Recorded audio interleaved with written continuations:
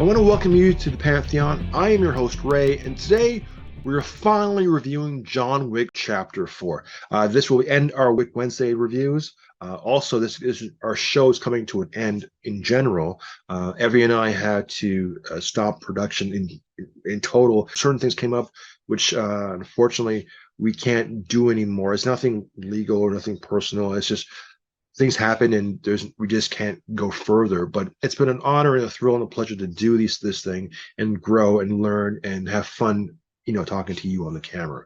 We're gonna do some more stuff on on the audio portion. My buddy John, we just reviewed a Transformers book, and it's going to be our jumping springboard to going back to some of the old stuff. So on with the show. John Wick Chapter 4. Awesome movie. Really enjoyed it. Very long. Very, very long. Chad Stahelski, the director, who's only, I think, done John Wick films since doing John Wick Chapter 1 with David Leitch, has focused his attention on John Wick. And obviously done an amazing job because every film is better than the first in terms of action. And this movie is no exception. It tops itself on many, many levels. Now, is it better than the first one? No. The first one's a very so the first one seems very low key and very normal. I say normal, but very low key because you don't know. It's kind of like a mystery box. You don't know who John Wick is, and by the end of it, once you realize who he is, the genie's out of the bottle. Like you can't put it back in. So once you know who he is in this world he lives in, you have to explore it. By the time you get to Chapter 4, the verisimilitude of what John Wick is not there. I mean, it's not. It's purely a fictional make-believe world, which has nothing to do with the reality which we live in. And though it has fun with the violence and the gun fu, it doesn't necessarily glorify. I mean, there are rules. It's a society. It's done really well done. There is humor to this movie. There is certain things subtext to the movie, which you can't take seriously. It's creative and use how it uses its violence and ups the ante, and it's kind of fun to see that. It's in no way, shape, or form connected to the real world, and that's what makes this movie so good. It's an escapism, and if you can understand that and accept that and just enjoy the ride, and hopefully they deliver something really, really entertaining, you'll have an amazing time. If you like action movies, if you love these gun shooting, gun fu movies, John Wick is one. John Wick Chapter 4 can rival some of the best action movies you've ever seen. Now, coming from a movie of watching like, let's say, The Raid, or watching a movie like Hardcore Henry, or Carter, or The Villainous, or Prey, yes, where the action is a little over the top or supernatural. So John Wick may not be in terms of that high octane kind of feel. It is grounded because you have a human being doing this amazing stuff at a high level, and it's still amazing. It's still an awesome concept, and every adversary John fights or situation that he goes into, it's at the ante and the level of what you're seeing is great. It's shot like a comic book. The visuals, the color palette. Stahelski did an amazing job visually, communicating with every division head of or departments, like costume, production design, music. He wants to make sure that every department that puts this movie together understands the movie and really puts their all into it. Like it's all like it's a collaborative effort. There were like over 200 stuntmen who did this movie. Shot over, I think, over 100 days. I think it was 7 different countries, and it's done. It's directed by a stuntman and performed by many, many stuntmen. And you see it on the screen, and it's impressive. Like and there's not like Born Identity where it's like shaky cam, high cuts, and you're seeing from behind. This one, it's a medium to wide shot. You're seeing all the act. You're seeing the performance. Yeah, sometimes I'm sure Keanu's not doing all the movies. I mean, it's a stuntman, but like you're seeing Keanu Reeves do 80% of the stuff. You see him going through this whole thing, and there's not many cuts, so he's actually doing all the stuff.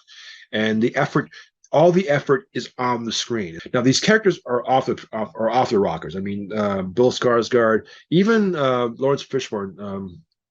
character. It's his character is a lot reduced and it's not really. Well, here's the thing. The movie was four. I think the original movie was 4 hours long. This movie's like 3 hours 10 minutes, something like that. So it's a long film.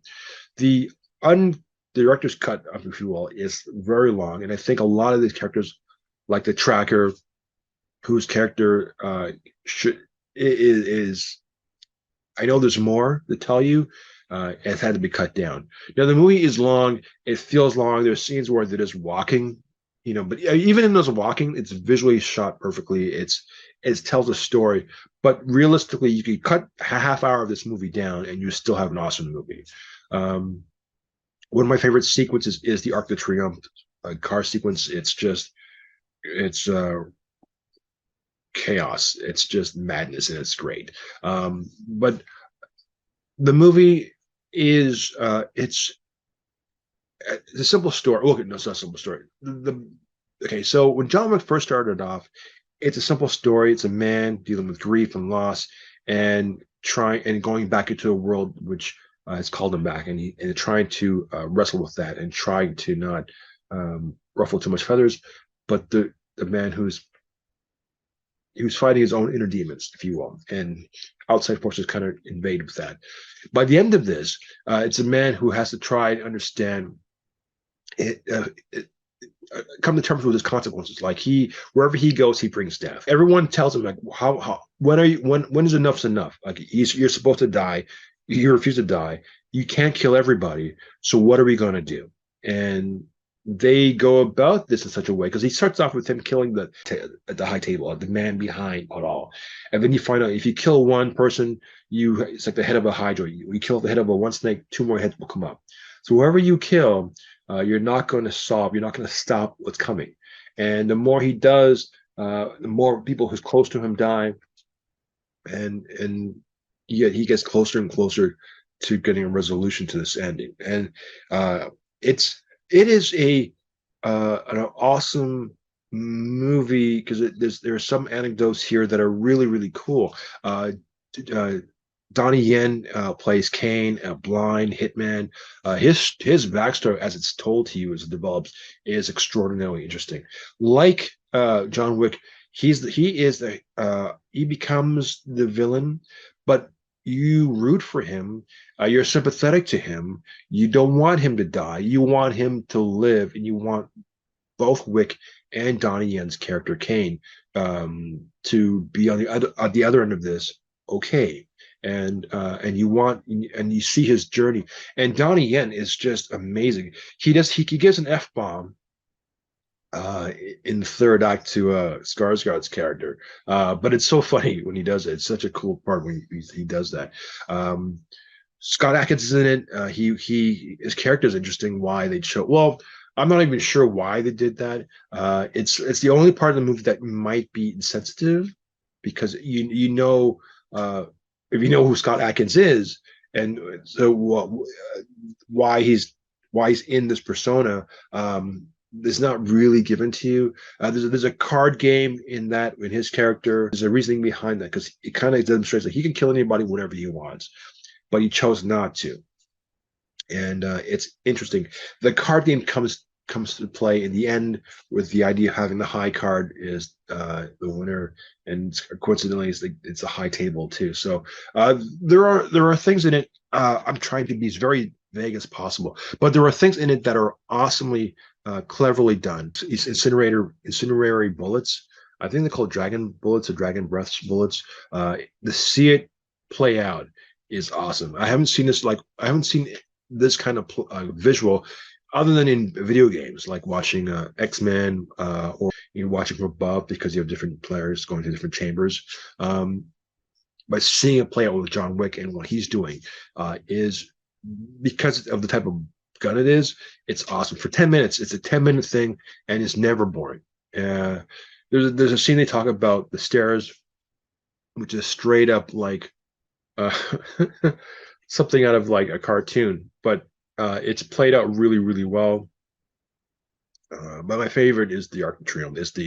It's the motor. It's the Carmageddon. action sequence that you want to see, because in John Wick his weakness is cars, and they really go the up the ante on this. So not only does John Wick get hit by cars, the villains get hit by cars. It's just Carmageddon, and it's at its best. It's almost using cars as in kung fu, Carmageddon kung fu. I guess I don't know what the phrase is, but like it's just great. There is a lot to talk about here, but I'm trying to make this simple. This movie, uh, they shot two endings to this. So the ending, maybe on the DVD or Blu-ray, they can show you the alternate ending about the character of John Wick. There's a post-credit scene with Kane's character. There's a scene with Kane and his daughter, his background, like what he did to his eyes. Like the stories they give you is awesome. Now, though I say awesome, I don't always mean awesome, because the storytelling in this one, in terms of the world building, it falls by the waistline. John Wick's 2 and 3, they give you this open world concept every time you watch these things with the gold coins, the world of assassins, the Intercontinental Hotel, the rules. It's building on something. It's always building on something really awesome. And then we get to chapter 4. It kind of like forgets all. Like, you remember the rules and you remember this world, and they show you the gold coins, but they don't follow through or expand on anything else that you've seen in the past. You're now okay. You're given this world. You're not going to expand on this world any further than what you've been told about gold coins, the Continental, the Assassin's Codes, the rules in which they were worked by, the Blood Oaths, all the things that we've been informed of and looking forward to seeing more of. You're not going to get anything expansive out of that. And sometimes that those rules or those stories or those things kind of fall by the waistline, which, for the sake of the story, is okay. But then there's things like the call center. Like you have these women who have these great big tattoos, who uses old school like operating like analog systems in a technological world that's digital. Some of it doesn't make any sense in a logistical sense. Like it doesn't, as an aesthetic look, as a kind of a cool avant-garde look to it, it's interesting. But in its actual application, like in the actual world in which it is, it makes no sense. Like, so there are things like that that's there. The villain is kind of like the twirly mustache villain by Skarsgård, is a little over the top. I knew Skarsgård, he's in tremendous shape to do an action sequence where he's going to be fighting.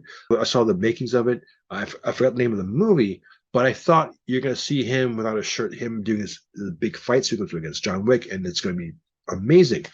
You don't get that. You get something completely different, but even that is awesome. Like the twist about the guns, it's always about the guns and the bullets. So it always goes back to what we know to be true. And that's really going back to the basics and how you begin it and how you end it. It's like going full circle, if you will.